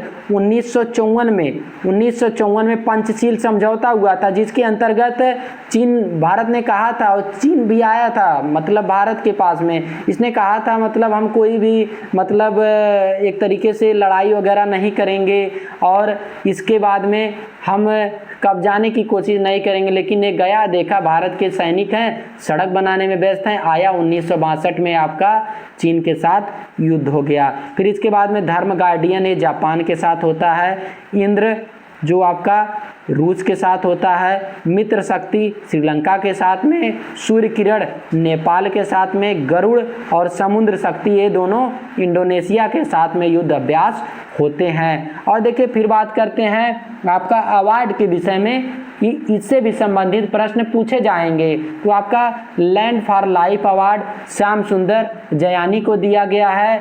और इसके बाद में ओलंपिक लारेल पुरस्कार मोहम्मद यूनुस को दिया गया है जो बांग्लादेश के रहने वाले हैं। और इसके बाद में छत्तीसगढ़ बिरानी पुरस्कार दूती चंद्र को दिया गया है जो धाविका हैं। और इसके बाद में फिर आता है वाइल्ड इनोवेट अवार्ड कृति करंत को दिया गया है। और ग्रेट प्राइज पुरस्कार ये आपका पी साईनाथ को दिया गया। और विश्व खाद्य पुरस्कार शकुंतला हरिके को दिया गया, हरिके सिंह को 2021 का। लेकिन 2020 का यदि पूछा जाएगा तो आपका रतनलाल को दिया गया है। और इसके बाद में यदि पूछा जाएगा कि विश्व शांति पुरस्कार, शांति ये जो नोबल है, शांति का नोबल 2020 का किसको दिया गया था, तो आपका शांति का नोबल दिया गया था वर्ल्ड फूड प्रोग्राम को दिया गया था। शांति का नोबल नॉर्वे ओस्लो से दिया जाता है। और इसके बाद में नॉर्वे की जो राजधानी ओस्लो वहाँ से दिया जाता है शांति का पुरस्कार। फिर देखिए जो वर्ल्ड फूड प्रोग्राम है इसका जो मुख्यालय है आपका रोम में इटली में अवस्थित है। फिर एक आता है इटली पुरस्कार जिसे ग्रीन ऑस्कर भी कहा जाता है, तो ये दिया गया है वो है कि सही कर लीजिएगा नुक्लू फर्म, इसको आप सही कर लीजिएगा नुक्लू फर्म को दिया गया है आपका इटली पुरस्कार दिया गया है। फिर देखिए आगे चर्चा करते हैं दादा साहब फाल्के पुरस्कार। तो पहला दादा साहब फाल्के पुरस्कार भारतीय फिल्म जगत में सर्वोच्च योगदान के लिए दिया जाता है। तो पहला दादा साहब फाल्के पुरस्कार देविका रानी को दिया गया था। और इसके बाद में 2017 का जो दादा साहब पुरस्कार है वो आपका विनोद खन्ना को दिया गया था। और इसके बाद में 2018 का अमिताभ बच्चन जी को दिया गया था और 2019 का रजनीकांत जी को दिया गया है। और इसके बाद में बात करते हैं मिस यूनिवर्स 2021, ये है एंड्रिया मेजा को अवार्ड दिया गया है। फिर आता है अंतर्राष्ट्रीय बुकर पुरस्कार, तो ये डेविड डायोक को दिया गया है जो फ्रांस के रहने वाले हैं। और सरस्वती सम्मान तो शरण कुमार लिम्बालो को दिया गया है, इनकी कृति सनातन के लिए दिया गया है। यदि आपसे पूछा जाएगा कि पहला सरस्वती सम्मान किसे दिया गया था, तो पहला सरस्वती सम्मान हरिवंश राय बच्चन जी को दिया गया था। और इसके बाद में आपका व्यास सम्मान के लिए शरद पगारे को उनकी कृति पाटलिपुत्र की सामग्री के लिए व्यास सम्मान दिया गया था। फिर देखिए बात करते हैं आगे आपका नोबेल पुरस्कार किस किस क्षेत्र में दिया जाता है। और इससे पहले आप लोग थोड़ा सा नोट कर लीजिएगा कि ज्ञानपीठ पुरस्कार साहित्य के क्षेत्र में सबसे बड़ा जो पुरस्कार है वो ज्ञानपीठ पुरस्कार दिया जाता है। और इसके बाद में पहला जो ज्ञानपीठ पुरस्कार है वो जी शंकर कुरूप को दिया गया था। और इसके बाद में यदि आपसे पूछा जाएगा कि हिंदी का सबसे पहला ज्ञानपीठ पुरस्कार सुमित्रा नंदन पंत को उनकी कृति चिदम्बरा के लिए दिया गया था। और इसके बाद में अंग्रेजी का यदि आपसे पूछा जाएगा तो अंग्रेजी का अमिताभ घोष को दिया गया था 2017 में। और फिर यदि आपसे पूछा जाएगा कि ज्ञानपीठ पुरस्कार पाने वाली पहली महिला, तो वो है आपका आशापुरा देवी। और इसके बाद में 55वां जो ज्ञानपीठ पुरस्कार है वो किसे दिया गया है, तो वो आपका दिया गया है अकितम अच्युतम नबुंदरी को दिया गया है 55वां ज्ञानपीठ पुरस्कार। फिर देखिए बात करते हैं नोबेल पुरस्कार। तो नोबेल पुरस्कार आल्फ्रेड नोबेल जिन्होंने डायनामाइट की खोज किया था, तो इनके मतलब जन्म दिवस के उपलक्ष्य में 10 दिसंबर को दिया जाता है। और इसके बाद में ये आपका 6 क्षेत्रों में दिया जाता है। तो देखिए एक है चल भाई रास आई शांति, चा से हो जाएगा चिकित्सा, भा से हो जाएगा भौतिक, रा से रसायन, सा से साहित्य के क्षेत्र में, और इसके बाद में आ से अर्थशास्त्र के क्षेत्र में, और सा से शांति के क्षेत्र में दिया जाता है। और इसके बाद में शांति का नोबेल पुरस्कार 2020 का किसको दिया गया, तो आपका वर्ल्ड फूड प्रोग्राम को दिया गया। वर्ल्ड फूड प्रोग्राम का जो मुख्यालय है वो आपका रोम में पड़ता है। फिर इसके बाद में आपका आता है 2014 में आपका नोबेल पुरस्कार किस किस को संयुक्त रूप से दिया गया था, तो कैलाश सत्यार्थी, बचपन बचाओ आंदोलन, और इसके बाद में मलाला यूसुफजई जो पाकिस्तान की रहने वाली हैं, इन्हें दिया गया था। तो यदि आपसे पूछा जाता है सबसे कम उम्र में नोबेल पुरस्कार पाने वाली महिला कौन है, तो उनका नाम है मलाला यूसुफजई। और सबसे बुजुर्ग व्यक्ति कौन है जिन्हें नोबेल पुरस्कार दिया गया था, तो आपका गुड एनफ को 2019 का केमिस्ट्री का नोबेल पुरस्कार दिया गया था। फिर देखिए आगे चर्चा किया जाता है ऑस्कर पुरस्कार। तो ये आपका फिल्म जगत में देखिए जो आजकल प्रश्न पूछा जाता है, ऐसे पूछा जाता है कि ऑस्कर पुरस्कार किस जगत में दिया जाता है, आपको ऑप्शन दे देगा, फिल्म दे देगा, संगीत दे देगा, साहित्य दे देगा, पत्रकारिता दे देगा। तो इस तरीके से चूज करना होता है। तो तभी मैं ऐसा बनाया हूँ कि आपका ऑस्कर पुरस्कार ये आपका फिल्म जगत में दिया जाता है। और ग्रैमी जो अवार्ड होता है ये संगीत के क्षेत्र में दिया जाता है, और जो एमी अवार्ड है ये फिल्म के क्षेत्र में दिया जाता है। फिर बात किया जाता है बुकर पुरस्कार, तो आपका साहित्य के क्षेत्र में दिया जाता है, और ध्यानचंद्र, अर्जुन और इसके बाद में द्रोणाचार्य जो पुरस्कार हैं ये खेल के क्षेत्र में दिया जाता है। और यदि आपसे पूछा जाएगा पुलित्जर पुरस्कार तो ये किस क्षेत्र में दिया जाता है, तो ये आपका पत्रकारिता के क्षेत्र में दिया जाता है। और यदि पूछ देता है प्रित्जकर पुरस्कार किस क्षेत्र में दिया जाता है, तो आपका वास्तुकला के क्षेत्र में दिया जाता है, प्रित्जकर पुरस्कार दिया जाता है। फिर देखिए आता है आपका एबल पुरस्कार, तो जो एबल पुरस्कार है इसको कहा जाता है गणित का नोबल पुरस्कार कहा जाता है एबल पुरस्कार को, तो आपका गणित के क्षेत्र में दिया जाता है। गणित के क्षेत्र में देखिए जो एबल पुरस्कार होता है इसको कहा जाता है गणित का नोबल पुरस्कार, तो जो एबल पुरस्कार है आपका गणित के क्षेत्र में दिया जाता है। और बीसी राय पुरस्कार, बीसी राय पुरस्कार यदि आपसे पूछ दिया जाता है किस क्षेत्र में दिया जाता है, तो बीसी राय पुरस्कार चिकित्सा के क्षेत्र में दिया जाता है। 1 जुलाई को मनाया जाता है विश्व चिकित्सा दिवस, या आपका जीएसटी डे मनाया जाता है, क्योंकि 1 जुलाई 2017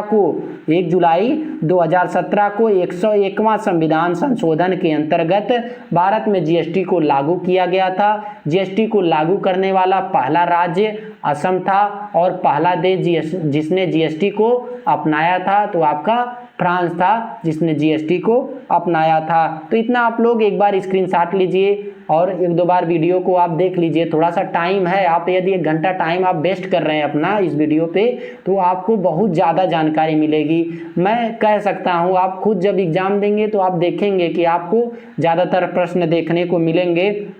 फिर देखिए आता है आपका फ्रेंच ओपन, तो फ्रेंच ओपन 2021 का, फ्रेंच ओपन 2021 का पुरुष का जो अवार्ड जीता था नोवाक जोकोविक ने जीता था। नोवाक जोकोविक ने ही फ्रेंच ओपन 2021, ऑस्ट्रेलियन ओपन 2021 और इसके बाद में विंबलडन ओपन 2021, इन सभी का नोवाक जोकोविक ने पुरुष श्रेणी में अवार्ड जीता है। मतलब सब कुछ इन्होंने जीत लिया, कुछ नहीं छोड़ा। फ्रेंच, ऑस्ट्रेलियन, विंबलडन किसी के लिए छोड़ दिए होते भाई।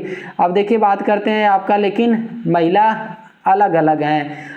फ्रेंच ओपन में महिला बारबोरा क्रेसिकेटा हैं, और इसके बाद में ऑस्ट्रेलियन ओपन को जीतने वाली महिला नाओमी ओसाका हैं जो जापान की रहने वाली हैं, और विंबलडन ओपन को जीतने वाली महिला एशले बार्टी हैं। फिर देखिए यदि पूछा जाएगा आपसे यूरो कप किसने जीता, तो यूरो कप इटली ने जीता, और कोपा अमेरिका किसने जीता, तो अर्जेंटीना ने जीता कोपा अमेरिका। फिर आता है आपका विश्व कप 2018 किसने जीता था, ये रूस में हुआ था तो इसको फ्रांस ने जीता था। और 2022 का विश्व कप होने वाला है कतर दोहा में होने वाला है। फिर देखिए आगे चर्चा करते हैं आपका दशक का एक पुरस्कार दिया जाता है। यदि आपसे पूछ दिया जाता है दशक का वनडे का पुरस्कार किसको दिया गया है, तो विराट कोहली को दिया गया है। दशक का सर्वश्रेष्ठ प्लेयर घोषित किया गया है तो वनडे का विराट कोहली को, टेस्ट में स्टीव स्मिथ ये आपका ऑस्ट्रेलिया के हैं, और T20 का दिया गया है राशिद खान जो अफगानिस्तान के रहने वाले हैं। और इसके बाद में स्प्रिट का पुरस्कार दिया गया है MS धोनी जी को दिया गया है, और फीमेल में दिया गया है एलिसा पैरी को दिया गया है जो ऑस्ट्रेलिया की हैं। और फिर बात करते हैं IPL 2020 का विजेता कौन है, तो इसका विजेता मुंबई था, और इसका स्पॉन्सर कौन था, तो ड्रीम 11 ने इसका स्पॉन्सर किया था, और UAE संयुक्त अरब अमीरात में ये खेला गया था। फिर आता है आपका अंडर 19 विश्व कप विजेता कौन है, तो आपका बांग्लादेश है, और भारत क्या रहता है, भारत आपका उप विजेता इसमें रहता है। फिर आता है आपका T20 महिला विश्व कप विजेता, तो ये ऑस्ट्रेलिया रहता है, और भारत भी इसमें उप विजेता रहता है। इसमें देखिए पूछा जा सकता है आपका कि खेलो इंडिया जो तीसरा गेम हुआ था वो कहाँ पे खेला गया था, गुवाहाटी में खेला गया था। और इसके बाद में चौथा कहाँ खेला जाएगा, तो पंचकुला हरियाणा में खेला जाएगा। और खेलो इंडिया यूनिवर्सिटी गेम कहाँ पर हुआ था पहला, तो पहला आपका भुवनेश्वर में हुआ था। और दूसरा कहाँ पे होगा, तो दूसरा आपका कर्नाटक में होगा। इसको भी आप नोट कर लीजिए। देखिए टाइम भले से लग रहा है लेकिन आपको अच्छे कंटेंट मिल रहे हैं जो आपको परीक्षा में अच्छे मार्क्स दिलाएंगे। तो आप जो है कि अच्छे मार्क के लिए वीडियो को 2-4 बार देख लीजिए, ये कई बार देख लीजिए, स्क्रीनशॉट करिए, आपको फिट हो जाएगा। फिर देखिए बात करते हैं प्रमुख पुस्तकों की। तो जो मृच्छकटिकम पुस्तक है ये आपका शूद्रक की पुस्तक है। अष्टाध्यायी की पुस्तक पाणिनि है, इसको संस्कृत व्याकरण की पहली पुस्तक कहा जाता है। गीता रहस्य लोकमान बाल गंगाधर तिलक जी की पुस्तक है, इसको इन्होंने मांडले जेल में लिखा था, जो आपका म्यांमार जिसका पहले नाम था बर्मा, जिसकी राजधानी थी रंगून। और इसके बाद में आई एम नो मसीहा तो सोनू सूद जी की पुस्तक है। और अनब्रेकेबल AMC मेरी कॉम जी की है। और इसके बाद में the God of Small Things Arundhati Roy ji की पुस्तक है। टोकरी में दिंगत अनामिका जी की पुस्तक है, जिसे हिंदी का साहित्य 2020 का पुरस्कार दिया गया है। ये काफ़ी महत्वपूर्ण पुस्तक है इसीलिए मैं इसकी चर्चा कर रहा हूँ। फिर आपका आ जाता है the race of my life, तो ये मिल्खा सिंह जी की पुस्तक है। मिल्खा सिंह जी हैं, इनको फ्लाइंग सिख कहा जाता है। और जो MC मैरी कॉम है इनको कहा जाता है सुपर मॉम कहा जाता है। फिर आपका आता है प्रमुख पुस्तक, तो इसमें भी है, ये भी महत्वपूर्ण है। और जो पहले चर्चा किया था ये भी महत्वपूर्ण है, इसका आप यदि स्क्रीनशॉट लेना चाहते हैं ले लीजिए।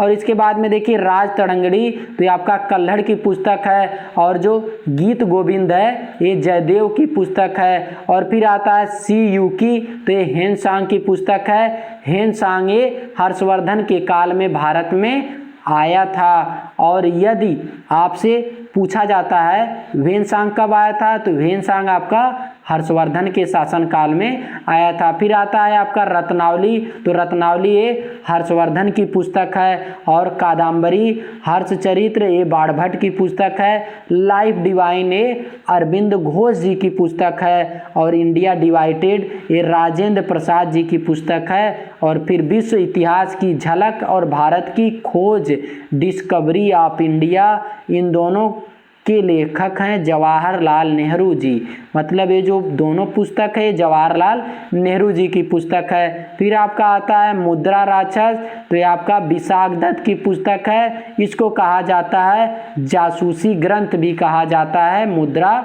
राक्षस को कहते हैं। फिर आता है आपका टाइगर जनगणना 2018, तो टाइगर जनगणना 2018 के अनुसार भारत में विश्व में सबसे अधिक जो बाघ पाए गए थे भारत में पाए गए थे, जो आपका 2967 बाघों की संख्या है।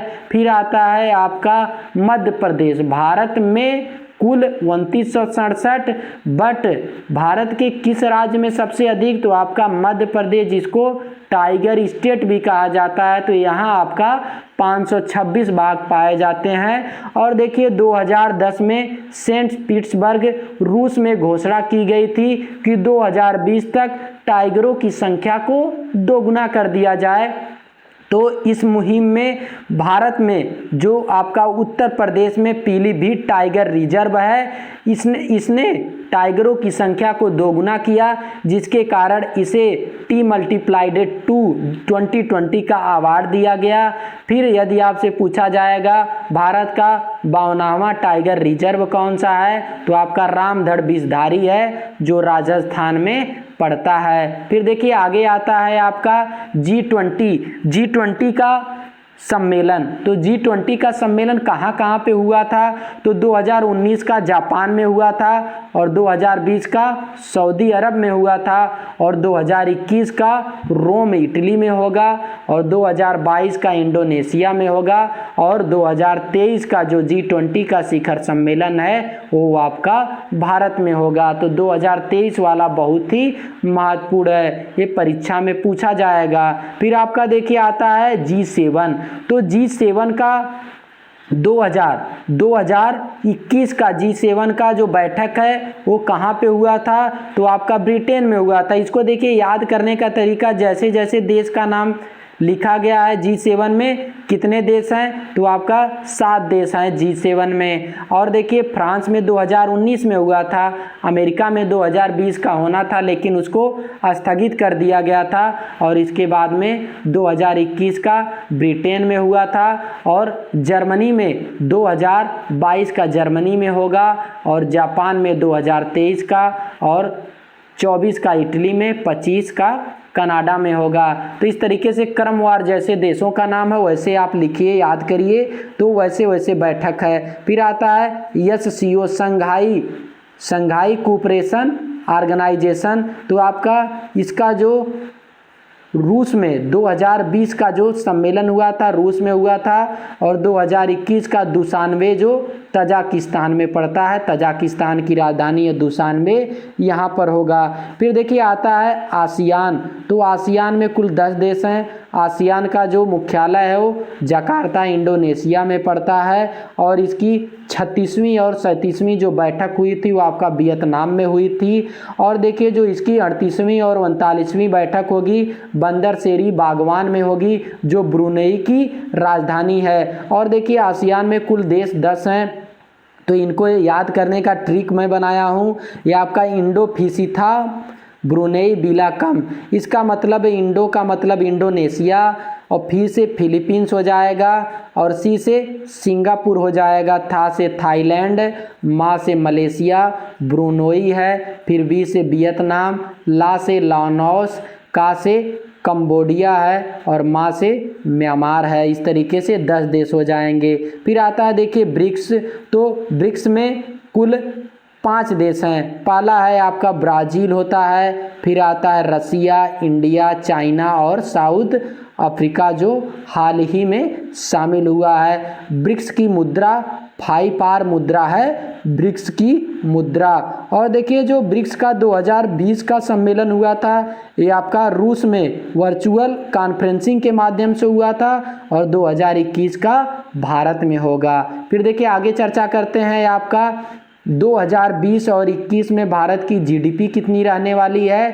तो ग्रॉस डोमेस्टिक प्रोडक्ट जो आपका 2020-21 का है, सकल घरेलू उत्पाद, तो आपका -7.7% था, और 2021-22 में GDP 11% थी। फिर राजकोषीय घाटा यदि आपसे पूछा जाता है तो राजकोषीय घाटा है 9.75% है राजकोषीय घाटा। तो इसको आप याद कर लीजिएगा, ये भी आपको एक नंबर जरूर दिलाएगा कि 2020-21 में GDP कितना थी भारत की, तो -7.7% थी, और 2021-22 में GDP कितना थी, तो आपका 11% थी, और राजकोषीय घाटा कितना था, तो आपका 9.75% राजकोषीय घाटा रहने वाला है। फिर देखिए बात करते हैं गणतंत्र दिवस 2021 में। गणतंत्र दिवस 2021 की जो झांकी कहाँ की झांकी को अवार्ड दिया गया, तो आपका उत्तर प्रदेश की झांकी जो राम मंदिर की झांकी है, तो इसको सम्मानित किया गया। और इसके बाद में यदि आपसे पूछा जाएगा कि 2020 में किस झांकी को सम्मानित किया गया था, तो 2020 में असम की झांकी को सम्मानित किया गया था। और देखिए 1952, 53, 1966 और 2021 में गणतंत्र दिवस पर कोई भी मुख्य अतिथि के रूप में नहीं बुलाया गया था। चंद्रिका प्रसाद संतोखी जो सूरीनाम के राष्ट्रपति हैं, वो 9 जनवरी 2021 को प्रवासी भारतीय जो दिवस मनाया जाता है उस पर मुख्य अतिथि थे। वो आने वाले थे लेकिन वो तत्कालीन कोरोना के प्रभाव को देखते हुए भारत आने से मना कर दिए। और 2020 में मुख्य अतिथि के रूप में थे बोल्सोनारो थे। और फिर देखिए आगे बात करते हैं प्रमुख देश की संसद। तो प्रमुख देश की संसद में आपका हो जाता है जापान की डाइट है, स्वीडन की रिक्सडोम है, अमेरिका की संसद कांग्रेस है, इजराइल की संसद का नाम नीसेट है। और देखिए जो अमेरिका है, अमेरिका की जो राज्यसभा है उसको कहा जाता है सीनेट कहा जाता है, अमेरिका की राज्यसभा को सीनेट। तो इसके 50 प्रांत हैं, 50 प्रांत में प्रत्येक प्रांत से 2 लोगों को लिया जाता है, इस तरीके से 100 सांसद हो जाते हैं। फिर अफगानिस्तान की संसद का नाम है शोरा। भारत की संसद क्या है, तो भारत की जो संसद है उसका नाम है पार्लियामेंट, भारत की संसद को संसद ही कहा जाता है। पाकिस्तान की संसद का नाम मजलिस ए शोरा है, और नेपाल की राष्ट्रीय पंचायत है, और चीन की है नेशनल पीपुल असेंबली है, चीन की संसद का नाम है। फिर भूटान की संसद का नाम है सोगडू, और श्रीलंका की संसद का नाम है पार्लियामेंट है। फिर देखिए बात करते हैं भारत के प्रमुख मंदिर। तो जो भारत के प्रमुख मंदिर हैं इसमें आ जाता है आपका सबरीमाला पद्मनाभ स्वामी, ये केरल में अवस्थित है। मीनाक्षी मंदिर, और ये आपका मदुरई तमिलनाडु में अवस्थित है। बैगई नदी के किनारे अवस्थित है। और कोणार्क जो सूर्य मंदिर है जिसे ब्लैक पैगोडा कहा जाता है, 100% सौर ऊर्जा से संचालित होने वाला भारत का एकमात्र जो मंदिर है वो आपका कोणार्क सूर्य मंदिर है जो उड़ीसा में अवस्थित है। फिर आपका आता है, इसको बनवाया था गंग वंश के शासक नरसिंह देव फर्स्ट ने बनवाया था। फिर है ओंकारवाट का मंदिर जो हिंदुओं का सबसे बड़ा मंदिर है, कंबोडिया में अवस्थित है, विष्णु जी का मंदिर है ये। फिर आता है आपका कामाख्या मंदिर जो असम में पड़ता है, और यहीं पर अम्बुबाची का मेला भी लगता है। फिर आता है खजुराहो का मंदिर जिसको चंदेल शासक ने बनवाया था, ये आपका मध्य प्रदेश में अवस्थित है। दिलवाड़ा का मंदिर इसको चालुक्य और सोलंकियों ने बनवाया था जो माउंट आबू सिरोही प्रांत राजस्थान में अवस्थित है। बृहदेश्वर मंदिर तंजावुर में अवस्थित है, और विरूपाक्ष जो मंदिर है कर्नाटक में अवस्थित है। फिर देखिए आगे बात करते हैं आपका 2020-22 को किसानों की आय दोगुना करने का लक्ष्य है, 2024 में हर घर बिजली का लक्ष्य है, और 2025 में टीबी हारेगा देश जीतेगा टीबी को भगाने का लक्ष्य है।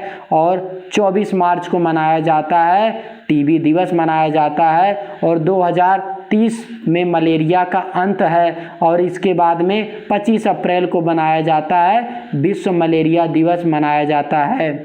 फिर देखिए आता है किसको क्या कहा जाता है, इससे भी प्रश्न पूछा जाता है। टेसी थॉमस, इनको मिसाइल वुमेन ऑफ इंडिया कहा जाता है क्योंकि इन्होंने अग्नि 4 जो पृथ्वी 4 मिसाइल है, जो पृथ्वी 4 है उसका सफल परीक्षण करने में अपना बहुत ही महत्वपूर्ण योगदान दिया था। और इसके बाद में बिरल देसाई को ग्रीन मैन कहा जाता है, श्रीधरन को मेट्रो मैन कहा जाता है, और इसके बाद में सलीम अली को बर्डमैन कहा जाता है, सलीम अली को बर्डमैन कहा जाता है। यहाँ आप सही कर लीजिएगा, बर्डमैन कहा जाता है सलीम अली जी को। और इसके बाद में कैलाश सांखला को टाइगर मैन कहा जाता है, वर्गीज कुरियन को मिल्क मैन ऑफ इंडिया कहा जाता है, और वृक्ष प्रेमी सुंदरलाल बहुगुणा जी को कहा जाता है। फिर आता है आपका लकड़ी से बना पहला सैटेलाइट भेजेगा कौन, यूरोपियन स्पेस एजेंसी भेजेगा लकड़ी से बना पहला सैटेलाइट 2021 के अंत में भेजने वाला है। देखिए जितने भी आपको प्रश्न जितने भी तथ्य देखने को मिल रहे हैं ये ज़्यादातर परीक्षाओं में पूछे जाएंगे, आपको इधर उधर से ज़्यादा पढ़ने की आवश्यकता नहीं है क्योंकि मैं खुद बहुत ज़्यादा कंटेंट को छांट के इसमें जोड़ा हूँ। फिर देखिए बात करते हैं प्रमुख मंगल मिशन, तो आपका मंगलयान भारत का है जिसको PSLV C-25 के द्वारा छोड़ा गया था। तो जो मंगलयान है ये 2013 में छोड़ा गया था। और इसके बाद में होप मिशन संयुक्त अरब अमीरात का है, और जो अमेरिका का है परसीवरेंस रोवर है अमेरिका का है, और 93 फर्स्ट ये चीन का है। फिर देखिए बात करते हैं चंद्रयान फर्स्ट, तो चंद्रयान फर्स्ट इसको 2008 में भारत ने चंद्रयान फर्स्ट लॉन्च किया था PSLV C-11 के द्वारा, और चंद्रयान सेकंड को भारत ने 2019 में लॉन्च किया था जिसको GSLV MK थर्ड M1 से लॉन्च किया था। और इसमें लैंडर का क्या नाम था, तो लैंडर का नाम था विक्रम और रोवर का नाम था प्रज्ञान। अब देखिए आप लोग थोड़ा सा एक चीज़ लिखिएगा कि भारत ने सर्वाधिक 104 सैटेलाइट सबसे पहली बार किस से लॉन्च किया था, तो ये आपका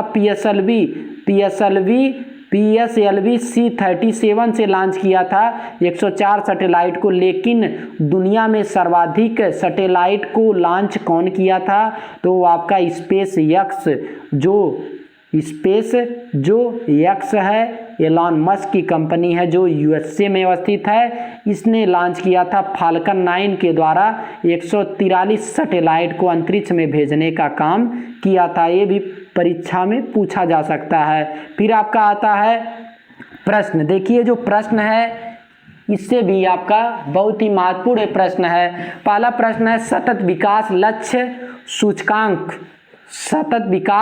लक्ष्य भारत सूचकांक 2020-21 में किस राज्य को शीर्ष स्थान प्राप्त हुआ है, तो आपका केरल को शीर्ष स्थान प्राप्त हुआ है। फिर देखिए दूसरे स्थान पे है तमिलनाडु आता है, अंतिम स्थान बिहार का है, 22वां स्थान इसमें उत्तर प्रदेश का है। फिर यदि आपसे पूछ देता है भारत की जल एवं स्थल दोनों सीमाओं से संबंध पड़ोसी देशों में कौन नहीं है, तो देखिए जो बांग्लादेश है सबसे ज़्यादा सीमा साझा करता है और इसके बाद में दूसरे स्थान पे चीन आता है। फिर इसके बाद में आपका पाकिस्तान आता है। तो ये दोनों जल एवं स्थल दोनों सीमा साझा करते हैं, लेकिन श्रीलंका पाक जल संधि के द्वारा भारत से जुड़ा हुआ है, तो ये केवल जल सीमा साझा करता है। फिर प्रश्न 2 है आपका, फिर देखिए है गरीबी उन्मूलन, तो आपका तमिलनाडु से है और स्वास्थ्य सेवा गुजरात का है और शिक्षा गुणवत्ता केरल की है। और इसके बाद में लैंगिक समानता छत्तीसगढ़ की है। स्वच्छता में कौन आगे है, गोवा है। और समान नागरिक संहिता किस राज्य में लागू है, तो आपका समान जो नागरिक संहिता है ये आपका भारत का एकमात्र राज्य गोवा में लागू है। आर्टिकल 44 है इसमें समान नागरिक संहिता के विषय में उल्लेख किया गया है। और आर्टिकल जो 47 है उसमें मद्य निषेध के विषय में कहा गया है। आर्टिकल जो 40 है उसमें आपका ग्राम पंचायत का गठन। आर्टिकल जो 51 है उसमें अंतर्राष्ट्रीय सीमा सुरक्षा के विषय में कहा गया है। ये आपका नीति निर्देशक सिद्धांत के अंतर्गत आते हैं। नीति निर्देशक जो सिद्धांत है उसको आयरलैंड से लिया गया है। और फिर देखिए बात करते हैं आपका संपूर्ण विकास में हिमाचल प्रदेश है। फिर आगे चर्चा करते हैं प्रश्न नंबर 3 की। तो इसमें पूछा जा रहा है 5 जून को संपूर्ण विश्व में विश्व पर्यावरण दिवस मनाया गया। वर्ष 2021 में इस दिवस का मुख्य विषय क्या है, तो इसका मुख्य विषय है इकोसिस्टम रीस्टोरेशन, इसका थीम है। फिर देखिए बात करते हैं प्लास्टिक का उन्मूलन भी इसमें ऑप्शन में था। Reuse, recycling, restore, small is beautiful, तो ये सब नहीं होगा, इसका इको सिस्टम रीस्टोरेशन है। फिर इसके बाद में है प्रोजेक्ट 75 इंडिया संबंधित किससे है, तो ये आपका 6 पारस्परिक पनडुब्बियों के निर्माण से संबंधित है। फिर देखिए इसमें पूछा जा रहा है कौन सा कथन असत्य है, इंडोनेशिया रुपया, पाकिस्तान रुपया, भारत रुपया, श्रीलंका रुपया। तो देखिए पाकिस्तान, भारत, श्रीलंका इन तीनों की जो मुद्रा है रुपया है, लेकिन इंडोनेशिया की जो मुद्रा है रुपया नहीं है, इसकी मुद्रा है रुपया है। फिर देखिए आगे बात करते हैं हाल ही में बिटकॉइन को कानूनी मान्यता देने वाला देश, तो इसका नाम है आपका अल सल्वाडोर, जिसने बिटकॉइन को कानूनी मान्यता दे दी है। इस तरीके से वीडियो आपको काफ़ी अच्छा लगा होगा, तो आप वीडियो के संबंध में अपना सुझाव हमें कमेंट बॉक्स में कमेंट करके दे सकते हैं। आप इस वीडियो को एक बार देख लीजिए, आपके बहुत प्रश्न इस वीडियो से आने वाले हैं। तो धन्यवाद, जय हिंद दोस्तों।